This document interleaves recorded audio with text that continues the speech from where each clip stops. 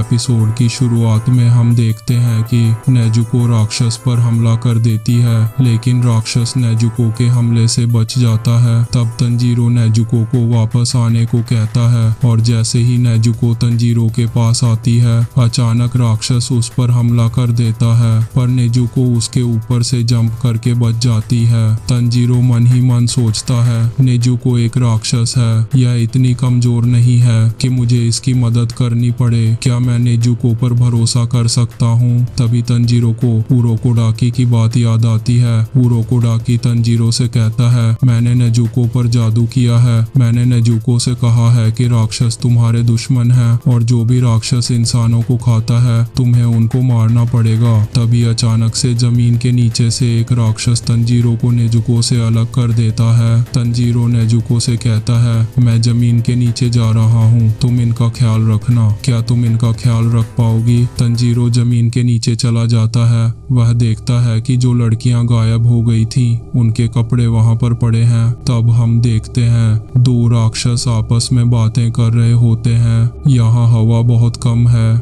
इसके कारण सांस लेने में मुश्किल है और यहाँ पर अंधेरा भी बहुत ज्यादा है। हम इस लड़के पर हमला कर सकते हैं। तभी वे राक्षस तंजीरो पर हमला कर देते हैं। तंजीरो को अपनी ट्रेनिंग याद आती है और जैसे ही उसे मौका मिलता है वह दोनों राक्षसों को काट देता है। दूसरी तरफ नेजुको भी एक राक्षस से लड़ रही होती है और बहुत अच्छे से उसका मुकाबला कर रही होती है, लेकिन राक्षस नेजुको के सिर पर जख्म कर देता है और जैसे ही दूसरा हमला करने वाला होता है तभी तंजीरो जमीन के नीचे से आकर राक्षस के हाथ काट देता है और कहता है, तुम मेरी बहन से दूर रहो। तंजीरो उस राक्षस से पूछता है, तुम्हें मुजान के बारे में क्या पता? यह सुनकर राक्षस डर जाता है और कहता है, मैं तुम्हें उसके बारे में कुछ नहीं बता सकता। तंजीरो को उसका डर साफ महसूस होता है। तभी वह राक्षस अचानक से तंजीरो पर हमला कर देता है। तंजीरो अपनी तलवार घुमाकर उस राक्षस का गला काट देता है और गला कटते ही राक्षस मर जाता है। यहाँ तंजीरो देखता है कि नेजुको सोई हुई है